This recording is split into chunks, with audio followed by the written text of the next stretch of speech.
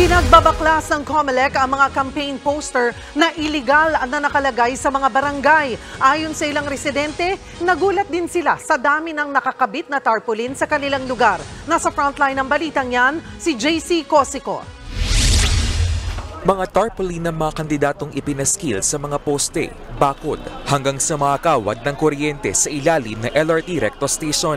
Lahat yan sinungkit at pinagbabaklas ng Commission on Elections sa Barangay 310 at 312 sa Maynila kanina bilang bahagi ng kanilang Oplan baklas. Illegal kasi ang mga yan dahil hindi pasok sa common posting areas ay tinakda ng COMELEC. Pwede lang kasi magkabit na hanggang 2 by 3 feet na poster o tarpaulin sa mga palengke, barangay center at plaza.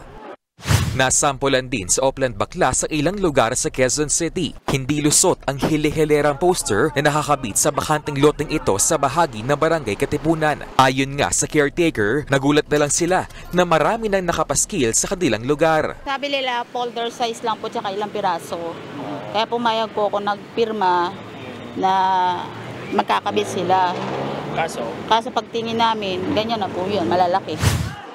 Babala ng COMELEC, hindi sila magsasawa sa pagbabaklas. Kung araw-araw kayo magkakabit illegally, araw-araw din kami magbabaklas. Mga kuryente pa po yung nagsasabit niyan.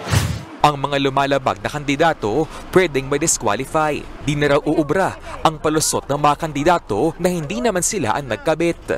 Matagal na pong kumita yan, hindi na po kikita ngayon yan. The fact na naandyan yung mga pagmumukha nila, sila man o hindi nagkabit, dapat tanggalin po nila lahat yan. Patigasan ng labanan, kaso ang haharapin ng bawat isa. Katunayan, as of October 19, 164 na kandidato na ang naisyuhan nila ng show cause order dahil sa illegal na pangangampanya, gaya ng maling paglalagay ng campaign materials. Libo-libong show cause order na rin ang naisyu ng COMELEC dahil sa premature campaigning. Basta po nag-file ka na ng kandidatura bago dumating ang campaign period kahapon, premature campaigning po yan. Bawal umikot, bawal mamigay, bawal maglagay ng kuno ano, bawal makita ang pangalan, ang sarili mo sa mga platform katulad ng social media. Halos 150 candidates ang nahaharap sa disqualification case dahil dyan. Nagbabala rin ang COMELEC sa mga namimili at nagpapabili ng boto at pinopost pa sa social media. Huwag niyo po iboboto yung namimigay na yan.